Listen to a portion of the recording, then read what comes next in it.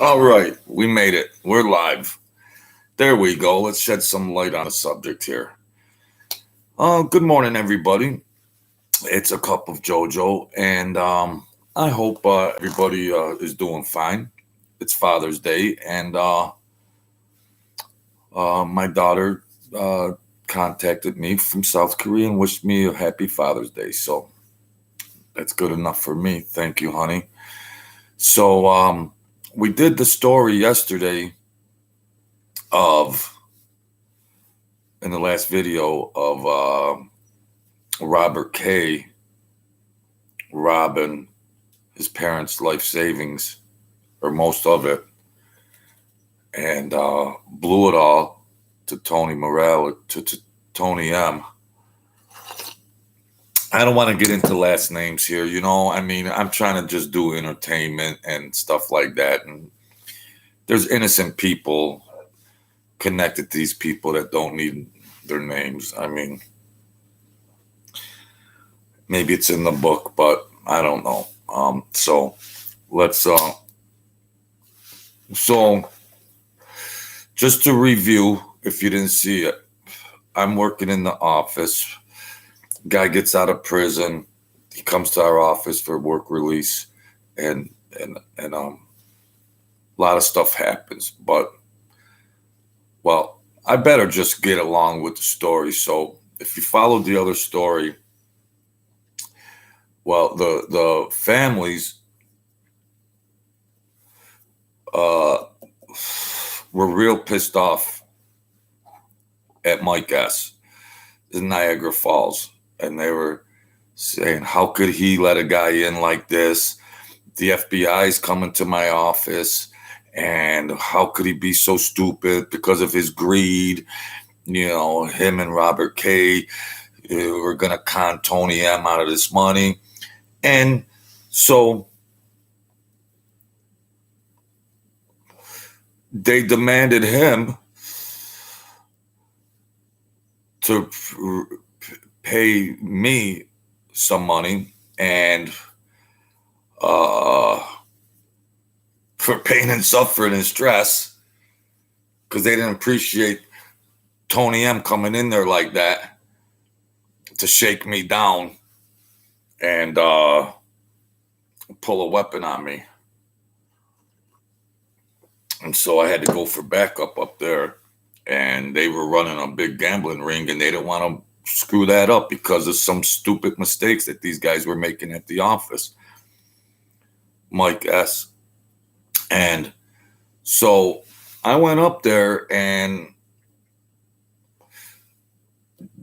they told Mike S. that you got to pay some money. You got to pay some money, and you got to give it to JoJo, me. So there's a lot. The story, here's the book. I'm not trying to sell book, but there's the book. There's me. There's the picture of my channel. That's where I got it from. That's me on the sidewalk, 4 years old. That's the picture of me. That's the channel picture. It's the cover of my book, They Dead Missed. The more details are in there. If you want to buy it, buy it. If you're interested. So,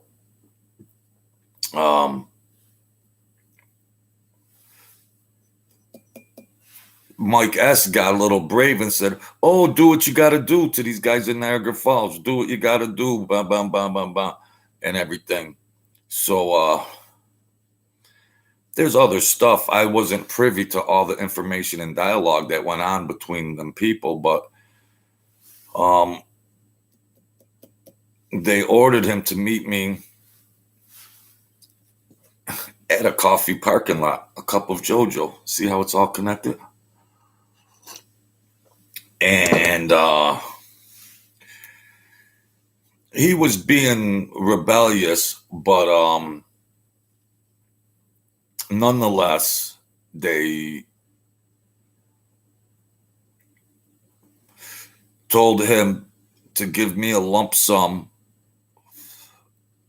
and bring it back, and I'll bring it back to the falls, to them.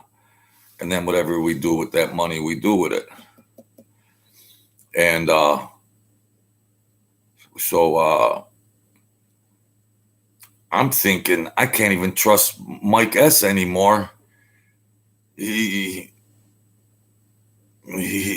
can't. We were really friendly and everything, buddies, but he just, greed took his mind over. So I had to meet him at the coffee shop parking lot, and I got in his car, and he had the money in an envelope in the glove compartment, and when he opened it up, he made sure that I saw that there was a gun in there. So I just looked at him. I was like, yeah, well, okay. But in the meantime, I got a guy from the falls sitting in a car in a good bird's nest view of us. And I look at Mike, and he's got a dot on his forehead from a rifle that the scope or something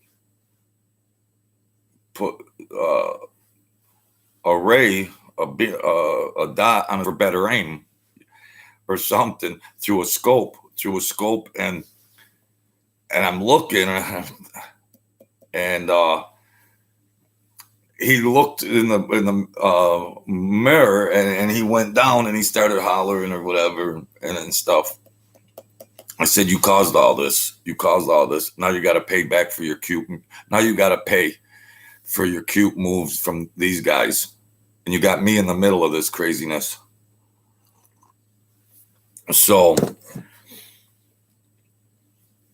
they got it all. They straightened it out and everything, and I was happy about the results and stuff. And I tried to be loyal because he gave me a shot to make some money, try to sell some steel, Mike S. And, I really appreciated that. Reached out to me.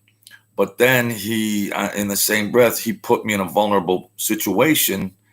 And it was uncalled for.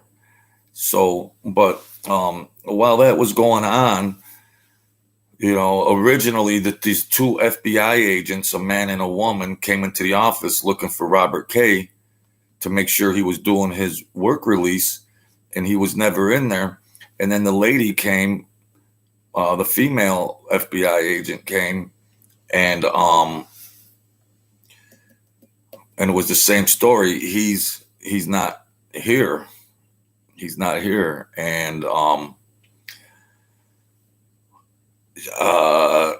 she come in the one day, and she was being real friendly and everything. And she says, "Oh, well, you want to go have a coffee, blah, blah, blah, or lunch or something?" I said, "Sure." So I'm thinking, well, nice try, lady. You're going to try to pick my brain and whatnot. And I'll go along with it just for entertainment purposes and curiosity purposes, because maybe she might tell me some more information about what the hell's going on in this office with these people that would be enlightening to me. So she was nice, and she was beautiful, and we got to be more friendly with each other. And I told her, we can't meet here because there's these people floating around. They're sitting in the parking lot waiting to see if this Robert K shows up, and they're going to be whatever. If they figure out who you are, and they're going to be like, well, what the hell? JoJo's talking to this FBI lady over here. What? No, don't want to do that. So later on, as our relationship evolved with this lady, a lot of things were going on in the falls, between the falls and New York, and the crew up there was a bad crew. They were breaking all the rules. It was just a complete rodeo. And they started being paranoid. There was wiretapes and everything, and they were starting to be paranoid about how much I knew about their business and stuff, and could they trust me if I ever got shook down and all this. And I heard some tapes, and I was thinking, well, can they just doctor up, technical audio people, put the words together and say, but it sounded pretty authentic. And it was like, well, what's that JoJo know? And the other guy said, no, he's a good boy. He could be trusted. And the other guy said, oh, I don't like him. And the other guy says, well, don't worry about him. And I'm going, what? So I never incriminated anybody with any depositions or testimony. I never did none of that. But what happened was eventually me and her, we used to have to go out of town for our dates. And she showed me the pictures of this crew. And I kind of knew what was going on behind the scenes just from educated guesses. And she just said, this one's dead, this one's dead. No, they're missing. There's like 6 pictures, and it's like dead, dead, dead, dead, missing. Like, oh, geez. I don't want to know nothing. I'm done. I'm going home. I've had enough of all this crazy stuff. I don't need it. I got a college education, and I want to go do something legitimate in the real world or go on vacation from this stuff. So then it's more elaborated on in the book They Dead Missed. It's on Amazon Books. And this light is tearing me up. Sorry about the glasses. But so there's a lot of, the stress, the psychological warfare, the mental hopscotch, and what's going on and everything else. It's the book is a good, fast read, and it's not just organized crime. It's about a memoir where throughout my life, I was in dire situations, and I made it through. God's blessings and angels and divine intervention spared me throughout a lot of my life. It was just divine intervention. And I needed it during that period of time dealing with these organized crime families, because things just get real shaky real fast, and the money is the lure and greed is the lure, but it was a shortcut. And I took the time out to try to get college educated and with degrees and stuff. And it's like, I went there to sell steel and progress as a young man, and all this other stuff encroached upon me, and I dealt with it the best way I could deal with it, with just trying to stay as safe as I could. But it's thin ice, because it's greed, it's money, it's paranoia, and everything else put together. And those people are willing to pull a trigger, and I'm not gonna. I mean, in self-defense maybe, but not no. And so that's that. Let's do today's devotion, okay? You know how we do it from the spiritual calling. Let's do the June 19th, the Jesus calling. Let's get it in real quick, all right? It'll only take 1 minute. All right. I am the firm foundation on which you can dance and sing and celebrate. My presence This is my high and holy calling for you. Receive it as a precious gift. It's psychology. So if you're not religious, just take it psychologically. Okay. Everybody's spirit. Glorifying and enjoying me is a higher priority than maintaining a tidy, structured life. Give up your striving to keep everything under control. An impossible task, and it's a waste of precious energy. Yeah, we just want to be on top of everything, but causes stress. My guidance for each of my children is unique. That's why listening to me is so vital for your well-being. Let me prepare you for the day that awaits you and point you in the right direction. I am with you continually. So don't be intimidated by fear. Forget about fear. God's got us, all right? Though it stalks you, it cannot harm you as long as you cling to my hand. So fear could come around, but I got God's hand. Let me hold God's hand. I got the power. I'm all right. Keep your eyes on me, enjoying peace in my presence. Well, you know what, folks? I was brung up religious, Christian, and everything else. And I believe this because I was brung back from that. And this angel spared me divine intervention. So it's real to me. It might sound fairy tale to people, but it's real to me. So I put credence into that, and I put thankfulness into that because I'm here talking, and it wouldn't have happened if it wasn't for divine God, energy, spirit, Jesus, angels. And the demons keep coming hard, but the angels hold on to God's hand, like the book said. Hold on.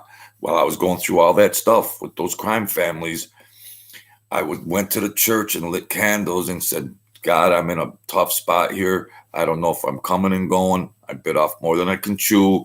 I don't know who's who, what's what, who's in my corner, who's not. But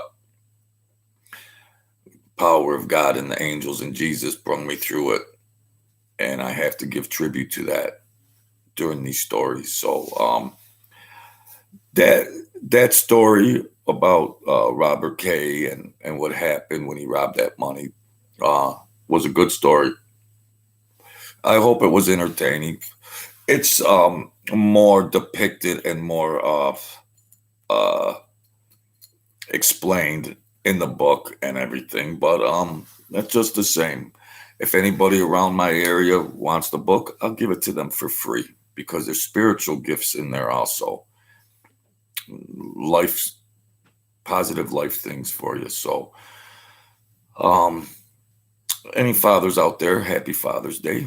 And thank you, Nikki, for being a great daughter. So, we're going to end it there. And I think the next story might be something off the beaten path. And thank you for the watch time, and